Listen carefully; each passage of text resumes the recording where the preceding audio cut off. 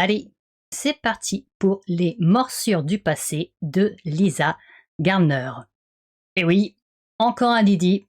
Vraiment, en ce moment, déjà, je lis pas beaucoup en ce moment. Et quand je lis, bah forcément, je me tourne plus facilement vers les séries que j'aime vraiment. Et comme actuellement, j'adore les Didi, eh ben, il y a beaucoup de vidéos dessus sur cette chaîne, même si ça fait un petit moment quand même que j'ai pas posté là. Je crois que ça fait un mois que j'ai rien posté. Quand même, j'abuse un peu, mais vraiment, j'avais pas la tête à lire. Mais bref, les morsures du passé de Lisa Gardner. Alors attendez, hop, j'ai pris des petites notes parce que je l'ai lu le bouquin en l'espace d'un mois, je crois. C'est dire à quel point en ce moment j'ai du mal à lire.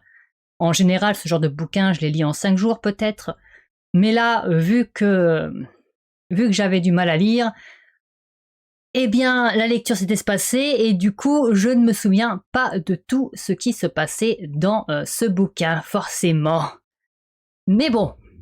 Alors, de quoi est-ce que ça parle? Bah, comme d'habitude, on retrouve Didi, hein, c'est une enquête qui est menée par elle.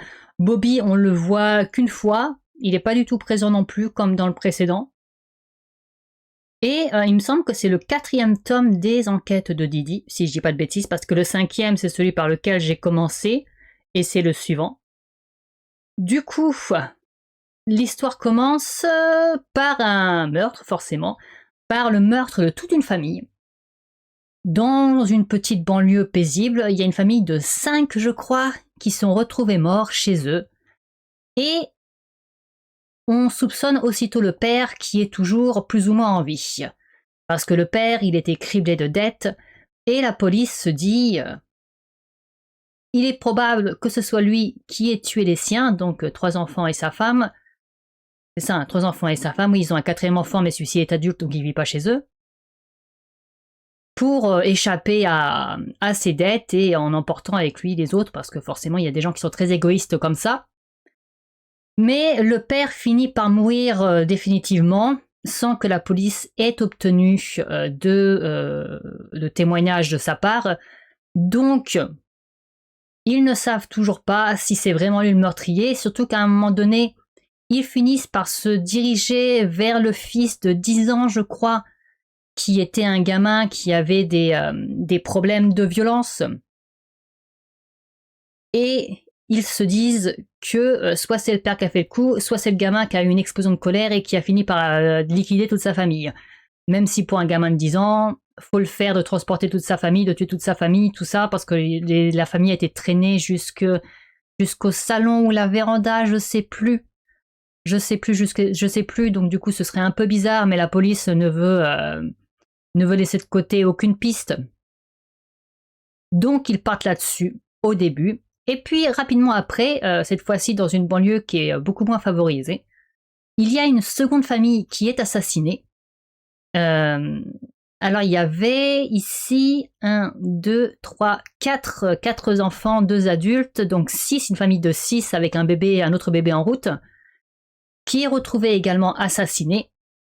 Et comme la première fois, on se dit potentiellement c'est le père qui a fait le coup. Le père qui était un immigré clandestin, qui était recherché du coup par les services de l'immigration, qui vendait de la drogue, toute la famille vivait dans une maison totalement insalubre.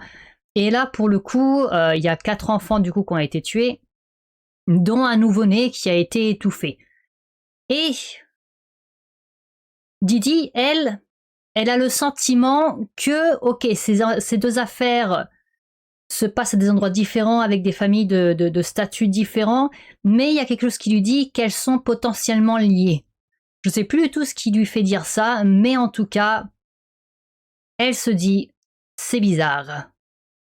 Et de fil et en aiguille, ils vont finir par se rendre compte qu'effectivement, l'affaire est plus liée qu'ils ne le pensaient, parce que 2 des enfants qui se trouvaient dans cette famille, donc le petit garçon de 10 ans qui avait des problèmes de violence, et une petite fille qui avait 4 ans, 5 ans, et qui, elle, se scarifiait et se faisait du mal, tous 2, en fait, avaient été pris en charge par un service de pédopsychiatrie, et tous les 2 s'étaient retrouvés dans le même.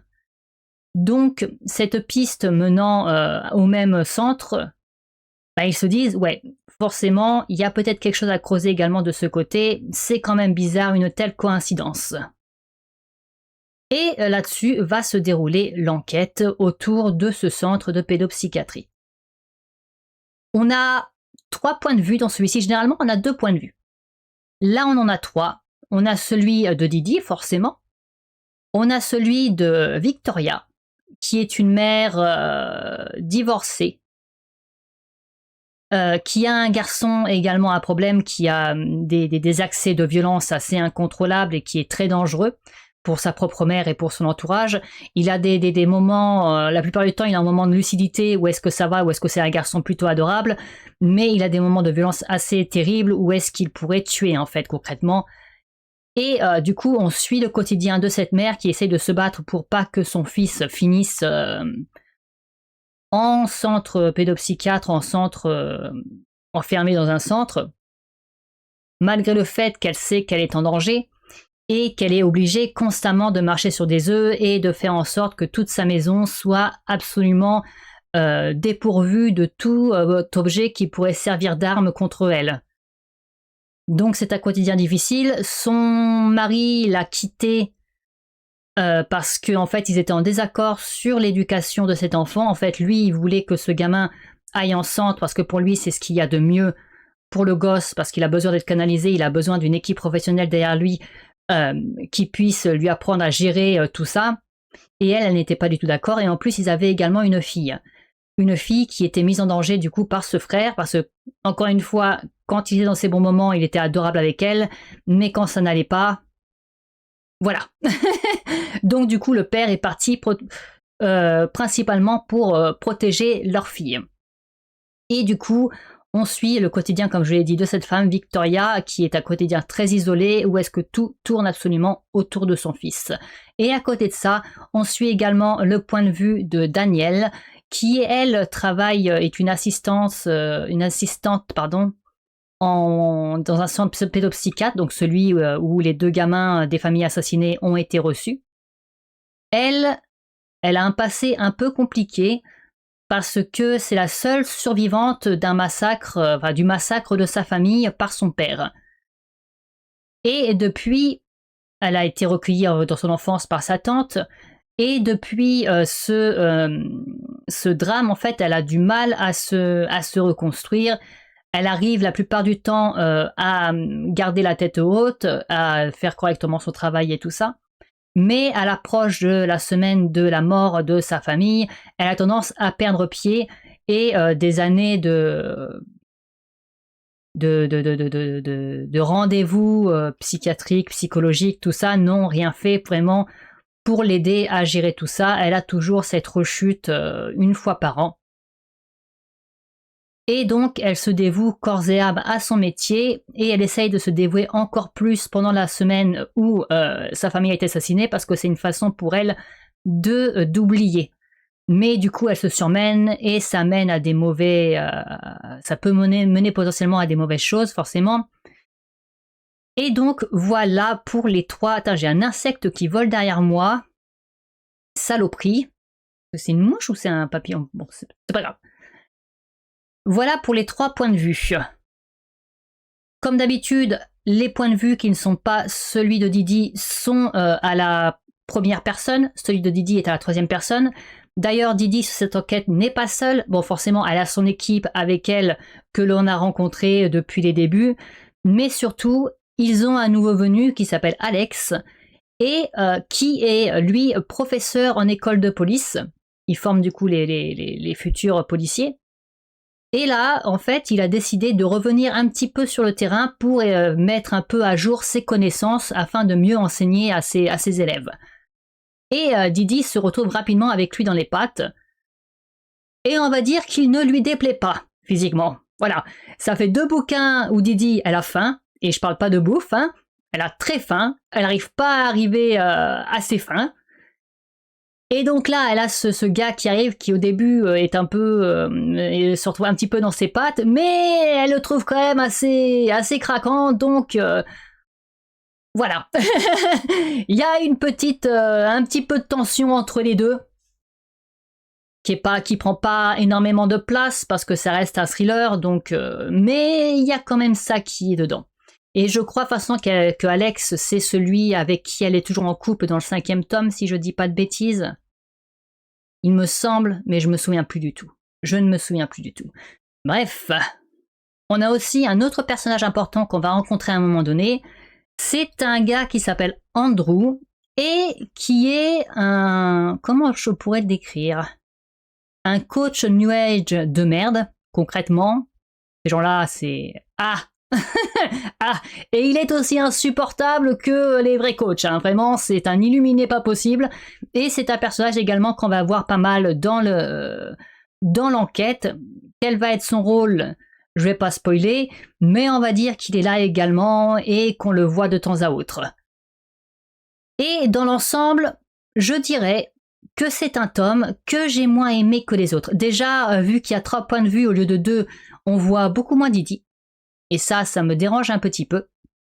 Parce que même si Didi, elle a un caractère de merde et qu'elle n'est pas spécialement très agréable, atteint la mouche, je vais te mettre une claque, tu vas rien comprendre. Et qu'elle n'est pas forcément très agréable, ça reste quand même un personnage qui est le personnage principal déjà d'une part, dont on suit l'évolution. Et en plus, j'ai réussi à m'attacher à elle, donc j'aurais voulu quand même qu'on la voie davantage. Mais bon. Après, voilà, comme j'ai dit, à cause de ça, j'ai moins aimé, j'ai peut-être moins été aussi impliqué dans l'enquête. Vers la fin, il y a tout un délire ésotérique qui me... Mais je veux pas de l'ésotérisme dans mes thrillers. Bon, c'est pas le meilleur tome, je trouve. Après, ça se passe beaucoup aussi dans l'unité pédopsychiatre. Je sais que l'autrice s'est renseignée auprès d'une vraie unité pédopsychiatre pour écrire du coup celle-ci. Après, je sais pas si tout est forcément réaliste ou s'il y a des choses qui sont quand même très clichés. Ça, j'en ai aucune idée parce que je ne suis pas suffisamment informée sur la question. Mais on va dire que c'est potentiellement bien fait, même si des fois j'étais un peu est-ce que c'est vraiment pas un cliché ou est-ce que je sais pas. Je sais pas. On va dire que le contexte de l'histoire et le fait de voir moins Didi, j'étais pas plus que ça intéressée. En plus, au début, c'est vrai que Victoria ne m'intéressait pas du tout. Autant Daniel, je la trouvais intéressante, mais Victoria avec son histoire, je m'en foutais un peu. On va dire, son entêtement m'énervait. Et bon, les 3 chemins vont finir par se croiser, forcément. Et au bout d'un moment, oui, ça, effectivement, elle avait besoin d'être dans l'histoire. On comprend pourquoi. Mais c'est vrai que ça faisait un petit peu trop de points de vue, peut-être. Quoique, on en a déjà eu autant de points de vue. Hein. C'était dans lequel, je sais plus comment ça s'appelait. Il y avait un espèce de pédophile que l'on suivait, ainsi qu'un père qui était accusé d'avoir assassiné sa femme. Ah, je sais plus comment s'appelait ce tome, mais on suivait 3 points de vue. Mais ça m'avait moins dérangé, je trouvais l'enquête plus intéressante. Là, moins. Mais c'est pas un mauvais tome pour autant, honnêtement. J'ai quand même passé un bon moment avec. Après, j'espère que la suite sera un peu mieux. Après, je sais que la suite, c'est le 5, et le 5 est excellent, mais je vais pas le relire. Je vais passer au 6, et j'espère que le 6 sera bon.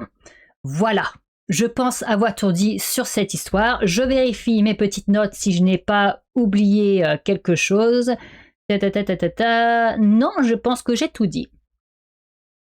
Un bon tome, moins bon que les autres, mais bon quand même, et je suis toujours intéressée pour suivre cette série hein, concrètement. Je sais pas si elle est terminée, je sais plus combien de tomes est-ce qu'il y a, je sais plus, j'en ai une partie, mais je sais plus combien de tomes est-ce qu'il y a, et je me demande si elle est déjà terminée. J'aimerais bien qu'elle soit terminée, parce que c'est vrai que les séries à rallonge, déjà il y a plus de 10 tomes dans celle-ci, et les séries à rallonge, souvent c'est un peu chiant.